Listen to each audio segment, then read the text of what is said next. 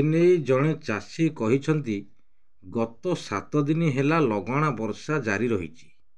ଆମ ଅଞ୍ଚଳରେ ଲୋକ କେବଳ ଧାନ ଚାଷ ଉପରେ ନିର୍ଭରଶୀଳ।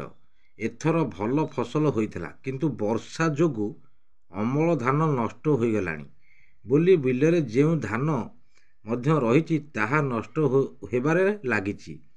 ତେଣୁ ଏଗୁଡ଼ିକୁ ସ୍ଥାନାନ୍ତର ପାଇଁ ମଣ୍ଡିକୁ ତୁରନ୍ତ ଖୋଲନ୍ତୁ ସରକାର। ଆଜି ନିଆଳିରେ ବି ସମାନ ସ୍ଥିତି।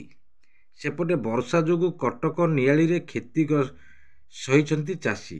ବର୍ଷା ପାଣିରେ ବୁଡ଼ି ରହିଛି ଶହ ଶହ ହେକ୍ଟର ପାଚିଲା ଧାନ। ଫଳରେ କ୍ଷତିପୂରଣ ଦାବି କରିଛନ୍ତି ଚାଷୀ। ଖାଲି ନିଆଳି ନୁହେଁ, କଣ୍ଟାପଡ଼ା, ବାରଙ୍ଗ, କଟକ ସଦର ଓ ଖୋର୍ଦ୍ଧା ଜିଲ୍ଲା ବାଲିପାଟଣା ଓ ବାଲିହନ୍ତା ଧାନ ଚାଷୀମାନେ ଅସୁବିଧାର ସମ୍ମୁଖୀନ ହୋଇଛନ୍ତି।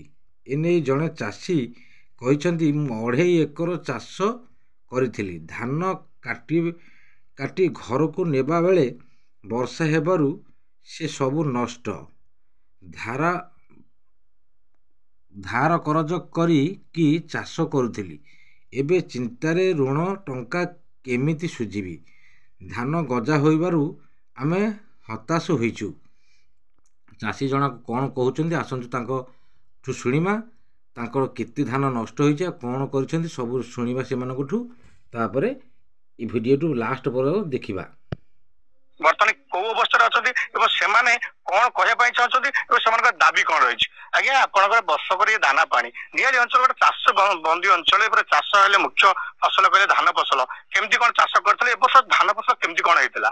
ଆଜ୍ଞା, ମୁଁ ଯେ ଭାଗୀରଥୀ ସେଠି ଟୋଲା ଗ୍ରାମ ପଞ୍ଚାୟତ, ଟୋଲା ଗ୍ରାମର ଜଲାପୁର ପଞ୍ଚାୟତର ୱାର୍ଡ ମେମ୍ବର ଜଣେ। ମୁଁ 2 ଏକର 2.5 ଏକର ଚାଷ କରିଛି।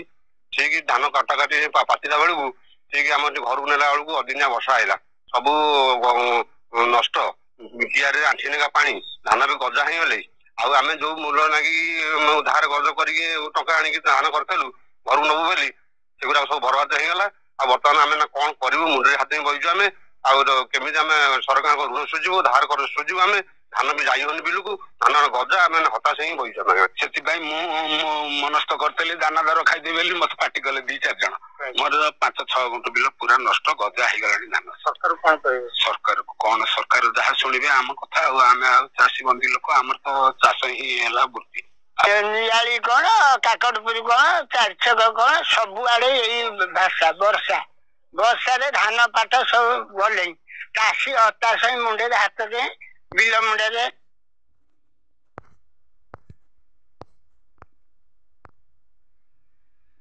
ଅଞ୍ଚଳର ଲୋକ ଧାନ ଚାଷ ଉପରେ ନିର୍ଭରଶୀଳ। ଏଥର ମଧ୍ୟ ଭଲ ଚାଷ ହୋଇଥିଲା। ଚାଷୀମାନେ କେମିତି ଧାନ ନଷ୍ଟ ହୋଇଛି ଦେଖିଲେ, ତାଙ୍କ ପାଟିରୁ ନିଜେ ମଧ୍ୟ ଶୁଣିଲେ। ଆଉ ଚାଷୀମାନଙ୍କର କେତେ କ୍ଷତିଗ୍ରସ୍ତ ହୋଇଛି ଦେଖିଲେ। ସବୁ ଧାନ ପାଚିଲା ଧାନ ଗଜା ହେଇସାରିଲାଣି। ଆହୁରି ମଧ୍ୟ ଚାଷୀ ଜଣକ କ'ଣ କହୁଛନ୍ତି ଭଲରେ ଶୁଣିବା। କାନ୍ଦୁଛନ୍ତି, ପିଲା ଛୁଆ ଚଳେଇବେ କେମିତି, ବଞ୍ଚିବେ କେମିତି, ଲୋନ ସୁଝିବେ କେମିତି। ତ ଲୋନ କରିକିରି 2 ଏକର ବିଲ କରିଥିଲି। ଟୋଟାଲି ସବୁ ଭାସୁଛି ପାଣିରେ। ମୁଁ ତସଲା ନେଇ ବୋହିଲା ପରେ ବୋହିକିରି ଶୁଖେଇଲି, ତଥାପି ପୁଣି ପରଦିନ ଯୋଉ ବର୍ଷା ହେଲା ପୁଣି ସେ ଭିଜିଗଲା। ତାର ଆଉ ଆଶା ନାହିଁ, ଧାନ ଆମେ ପାଇବାର ଆଶା ନାହିଁ। ତେବେ ନିହାତି ଭାବେ ଯୋଉ ଆପଣଙ୍କୁ କହି ରଖିବି, କଟକ ଜିଲ୍ଲାର ଯୋଉ ନିଆଳି କଣ୍ଟାପଡ଼ା ଅଞ୍ଚଳ ଅଛି, ଖୋର୍ଦ୍ଧା ଜିଲ୍ଲାର ବାଲିପାଟଣା ବାଲିହନ୍ତା ଅଞ୍ଚଳ ଅଛି, ଏ ସବୁ ଅଞ୍ଚଳ ହଉଛି ଚାଷୀ ବନ୍ଦୀ ଅଞ୍ଚଳ। ଏମାନଙ୍କର ଭାତ ହାଣ୍ଡି କୁହ କହିବାକୁ ଗଲେ ଧାନ ଚାଷ। ଚାଲନ୍ତୁ ଭିଡ଼ିଓଟି ସମ୍ପୂର୍ଣ୍ଣ ମାତ୍ରାରେ ଦେଖିବା, ଜାଣିବା।